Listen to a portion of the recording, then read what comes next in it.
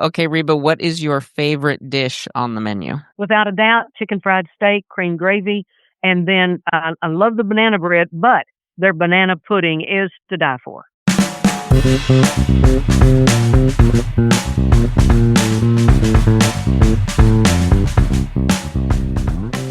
Welcome to Daily Variety, your daily dose of news and analysis for entertainment industry insiders.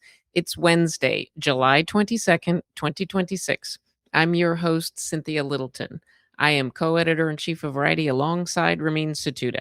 I'm in LA, he's in New York, and Variety has reporters around the world covering the business of entertainment. Today's episode is a very special one. We are graced by none other than Reba McEntire. That was, of course, Reba you heard in the cold open talking about her Reba's Place restaurant that is part of a retail and entertainment center that she has invested in Atoka, Oklahoma. Right now, McEntire is also in the midst of celebrating her 50th year in the music business. The redhead from Oklahoma has truly made good. To mark this golden anniversary, McEntire is releasing a series of EPs this year that feature one newly recorded song plus some vintage tunes that reflect the arc of the Reba McEntire songbook over the past 6 decades. We talk about those releases, and we also talk about the upcoming 3rd season of her NBC comedy, Happy's Place.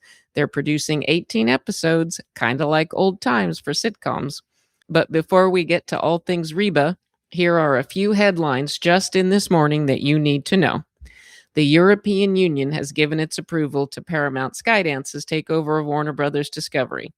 That is a big hurdle cleared for the companies, but the deal is still very much in limbo while Paramount battles it out at home with the 12 state attorneys general who have filed suit to block the deal. That lawsuit was able to at least temporarily block Paramount from moving forward with the closing. And while the EU has now weighed in, we're still waiting to hear from UK regulators who could have big sway in all of this. And it will be interesting to see if the political regime change in the UK, with Keir Starmer stepping down and Andy Burnham stepping in as Prime Minister, if that will have any impact on how hard or not the UK goes on Paramount, Skydance, Warner Brothers. As the world turns, it's a great day for Hollywood because the Cinerama Dome is saved. Alamo Drafthouse, the cinephile exhibition chain owned by Sony Pictures Entertainment, is taking over the iconic Sunset Boulevard Theater. The plan is to reopen an upgraded facility in 2028. The Cinerama Dome has been dark since 2020.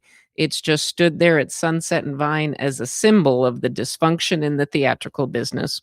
But things are looking up at the box office, and soon they'll be looking up for the Cinerama Dome. The great Julie Andrews will be the focus of a documentary for Disney Plus, helmed by R.J. Cutler. Cutler did such a great job of putting Martha Stewart's life and career in focus for the 2024 Netflix documentary Martha. The Andrews film is targeted for premiere next year. All of these stories and so much more can be found on Variety.com right now. Come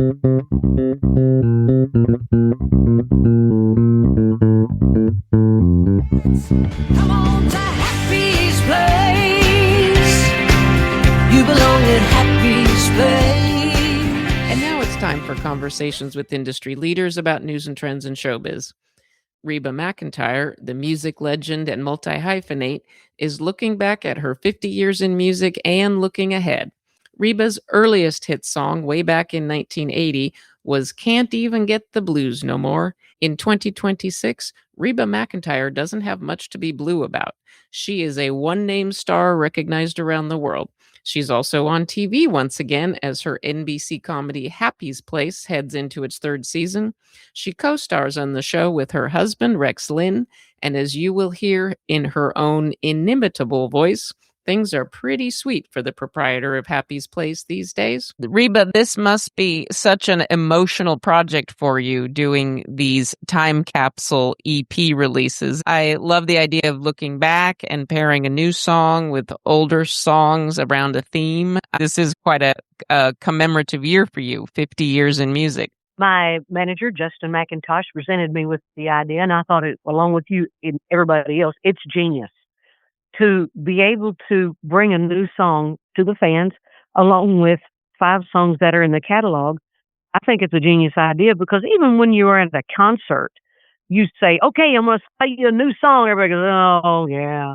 They want to hear familiarity. They want to hear songs where they can sing along and they know the words and it takes them back to a place the first time they heard it or with their best friend or someone they love. So to pair a brand new song with older songs that they already are familiar with and they love is genius. And I'm so glad to be a part of this project. What guided you on your song selection for the new material? I basically find songs that touch my heart. One of the songs, One Night in Tulsa, I had for 5 years. And Kylie Frey released it as a single. And then when I wanted to re-record it, she was just thrilled to pieces. And the songs that we have found over, gosh, we've been recording these songs for a while now, waiting for the right time to release them. And to do it this way, timing is everything. Everything happens for a reason. So it was perfect, planned out, and I'm ecstatic. Ring Ring is the next one that's coming out on July 24th. Tell me, is there a theme? What's the spark behind this one? Well, that's the funny thing about this album, this collection of songs that we've recorded. There's really not a theme because first there's a sad song, and then there's another song where you're falling in love, and then there's one that you've been hauled off to jail. It's hysterical. The first time I heard it, I got the biggest kick out of it. It reminded me of my college days. I never got thrown in jail, but I did have a really good time. So it was nostalgic in a way, and I think it's not expected from me, which makes it even more fun. I know you've covered everything from Dua Lipa's Dance the Night. You always have a really good repertoire of tunes, contemporary and vintage. I know you're getting ready for season 3 of Happy's Place on NBC, premiering in October. Are you in the midst of filming that right now? No, we won't go back into the studio until August 12th. That's on a Wednesday when we do our first table read, and then the following Tuesday we do our first taping. So we got picked up for the 3rd season doing 18 episodes, and we couldn't be more happy in Happy's Place. The landscape has changed so much. What do you think has allowed Happy's Place to connect with an audience to get you to season 3? There is something about a 4-camera TV show. It's nostalgic. It takes you back. Well, it takes me back to my childhood when I was watching 4-camera television shows and absolutely loving it. It's funny. It's family entertainment. It's great writing, great actors. Rex and I love to be on the show together, for one thing, and then getting to work again with Melissa Peterman. And then my writers, my showrunners, Kevin Abbott, Mindy and Michael, our producers, everybody on that whole team, from Eric, who feeds us every meal and is great at that, to anybody else who works on the show. They're welcomed. They are family, and we treat them like family. And everybody knows that when you walk on Happy's Place set, we're going to have a good time and you're going to be treated well. Any hints you can give us? Any new additions to the cast? Any big storylines that you can tease? Well, I could, but they'd probably choke liver out of me. But I can tell you we've got some great new guest stars coming in. And I'm really excited about that. They did tell me one thing I can share with you. My showrunner, Kevin Abbott, did tell me the other day, he said, I hope you've been doing your stretches because we're going to have more physical comedy with you next season. And I went, that's just, what? So I don't know how much physical comedy he's talking about, but I'll give her my old college try. Well, there's a long history of famous redheads in television comedy. Reba, I know you have invested a lot of time and resources and love into a venue in Atoka, Oklahoma that is synonymous with you. And as I understand, you have something like a Happy's Place diner in this dining and entertainment venue that you are a part of. Yes, it's called Reba's Place. It's a restaurant, serves great family food. And then we also have a stage where we have live music. My brother and sister, Paige and Susie, have performed on the stage, as I have also. And the second floor, it's a 15,000 square feet building. It was built in 1907 there on the main street of Atoka, Oklahoma. And on the second floor is more dining and with a cutout of the floor where you can look down and see the stage. And the third floor is the little store where you can buy all kind of goodies, the T-shirts to wooden spoons with Reva's Place on it. And then we've got a little speakeasy in the back. And then we've got a library because when Mama passed away March of 2020, She had so many books in her house, we didn't know what to do with them. We all took a bunch, but then we decided to put them in the restaurant there in Hatoka, and so that's Jackie's library. Oh my goodness, that's amazing. It really is imbued with your family. Okay, Reba, what is your favorite dish on the menu? Without a doubt, chicken fried steak, cream gravy, and then I love the banana bread, but their banana pudding is to die for. Well, Reba, thank you so much for taking a few minutes to talk about your music and the upcoming season of Happy's Place. Always great to hear from you. And listeners, listen up and look for those playlists. And if you're a Reba fan, it's a good time. Oh, you're so sweet. Thanks so much. And it's good visiting with you as always.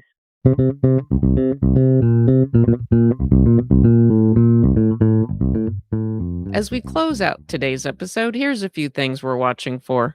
Don't miss my colleague Michael Schneider's interview with Jimmy Kimmel.